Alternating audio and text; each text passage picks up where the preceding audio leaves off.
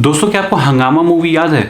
अरे वही हंगामा मूवी जिसमें परेश रावल, राजपाल यादव, आफताब शिवदसानी, रिमी सेन, अक्षय खन्ना, शक्ति कपूर और संजय नार्वेकर जैसे स्टार्स थे। वो फिल्म 2013 में रिलीज हुई थी और उस मूवी ने उस समय कॉमेडी फिल्मों का एक नया सिलसिला स्टार्ट कर दिया था और एक बेंचमार्क सेट किया था कॉमेडी फिल्मों के लेवल का। और आज आई है हंगामा 2 मूवी। आसान भाषा में अगर हंगामा 2 मूवी को हंगामा से आज के टाइम में भी कंपेयर किया जाए तो आई थिंक हंगामा 2 हंगामा फिल्म के 10% के बराबर भी नहीं होगी। और मैं सच बता रहा हूँ, ये पूरी फिल्म देखते समय मैं बस एक ही बात सोचता रहा, आखिर प्रियदर्शन साहब जो इस फिल्म के डायरेक्टर हैं वो करना क्या चाह रहे हैं, क्या सोच क्या रहे थे इस मूवी को बनाते समय। तो हमेशा की तरह सबसे पहले इस फिल्म के प्लॉट को जान लें। तो इस फिल्म के लीड रोल में है मिजान जाफरी, जो कि जावेद जाफरी के सबसे बड़े बेटे हैं, और उनके पिता का रोल किया है आशुतोष राणा ने। एक दिन उनके घर में वानी, जिसका की रोल किया है प्रणीता सुभाष ने, वो उनके घर में घुस आती है एक बच्चे के साथ और ये क्लेम करती है कि आकाश यानी मिजान जाफरी इस बच्ची के बाप हैं। और उसके बाद से ये पूरी फिल्म इसी बच्चे का बाप कौन है कौन नहीं है, बस इसी के अराउंड ये पूरी फिल्म रोटेट होती चली जाती है। फिल्म में 4-5 बच्चों को भी दिखाया गया है जो कि बहुत बदमाशियां करते हैं,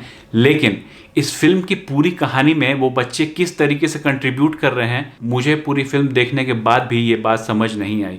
साइड बाय साइड पैरेलली एक और कहानी चल रही है जिसमें परेश रावल राधे श्याम तिवारी का रोल कर रहे हैं, जिनका वही नाम हंगामा 1 में भी था, और उनकी वाइफ का रोल कर रही हैं शिल्पा शेट्टी। अब आकाश अपने इस बच्चे वाली प्रॉब्लम की डिस्कशन जब शिल्पा शेट्टी से कर रहे हैं तो छुप छुप कर राधे श्याम तिवारी इनकी बातें सुन रहा है और उसे गलतफहमी हो जाती है कि इन दोनों के बीच में एक अफेयर चल रहा है और ये बच्चा जो है ये शिल्पा शेट्टी और आकाश का है। और इस तरीके से शिल्पा शेट्टी और परेश रावल वाले एंगल से इस कहानी में और कंफ्यूजन, और इस कंफ्यूजन के थ्रू कॉमेडी पैदा करने की कोशिश की गई है। अब this film was suppose to be a comedy film, लेकिन इस फिल्म में कॉमेडी कहां थी, आई थिंक ये जानने के लिए शायद आपको फिल्म 10 बार भी देखनी होगी और फिर भी शायद ही कोई ऐसा सीन आपको मिले जहां आपको हंसी आ जाए। प्रियदर्शन, जिन्होंने भागम भाग, बिल्लू बार्बर, हंगामा और भूल भुलैया जैसी सुपरहिट फिल्में दी हैं, वो ऐसी फिल्में कैसे बना सकते हैं, ये पूरी फिल्म देखने के दौरान मैं सोचता रह गया।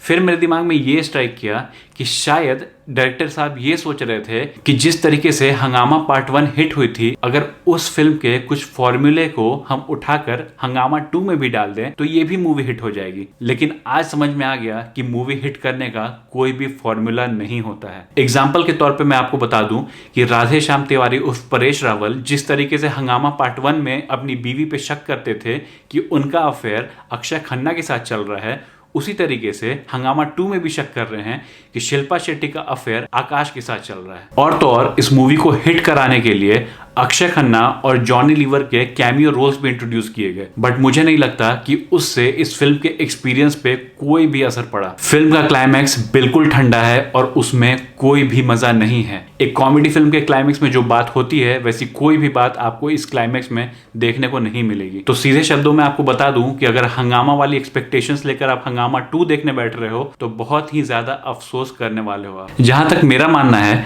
कॉमेडी कुछ अजीब टाइप के सिचुएशंस और एक्टर्स की नेचुरल रिएक्शन से निकलती है, और कॉमेडी को अगर जबरदस्ती पैदा करने की कोशिश की जाए तो फिल्म बहुत बोरिंग हो जाती है, और शायद यही इस फिल्म के साथ हुआ। मैं ऑनेस्टली बताना चाहूंगा कि फिल्म का एक सीन भी मुझे ऐसा नहीं लगा कि मुझे आंख खोलकर ध्यान से इस फिल्म को देखना चाहिए। फिल्म में परेश रावल, मनोज जोशी, जॉनी लीवर और आशुतोष राणा जैसे बड़े स्टार्स के होने के बावजूद भी मुझे नहीं लगता कि उनकी एक्टिंग का एक्सपीरियंस और उन स्टार्स का इस फिल्म में परफॉर्मेंस इस फिल्म को किसी भी तरीके से बचा पाएगा। मैंने जब इस फिल्म का ट्रेलर देखा था तो मुझे इसके ट्रेलर में भी कुछ भी नया नहीं दिखा था, लेकिन मुझे ऐसा लगा कि शायद मेरी परसेप्शन गलत हो और मूवी में कुछ नया निकल आए। हो सकता है डायरेक्टर ने ट्रेलर बनाते समय फिल्म के लिए कुछ बचा कर रखा हो, कुछ स्पेशल सरप्राइजेस हो, लेकिन फिल्म स्टार्ट से एंड तक बिल्कुल मोनोटोनस है और फिल्म में कोई एंटरटेनमेंट नहीं है। आउट ऑफ 10 अगर मुझे इस फिल्म को रेटिंग देनी हो तो मैं इसे 2 पॉइंट्स दूंगा आउट ऑफ 10। फिल्म आज ही डिज्नी हॉटस्टार पर रिलीज हुई है और अगर मेरा सजेशन लो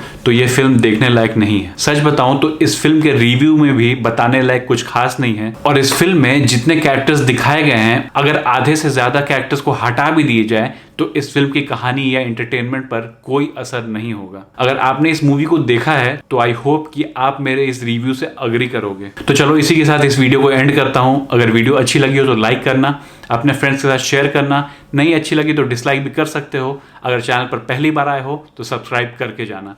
मिलते हैं ऐसे ही किसी अगले वीडियो में, तब तक के लिए bye bye, take care and keep watching, bye.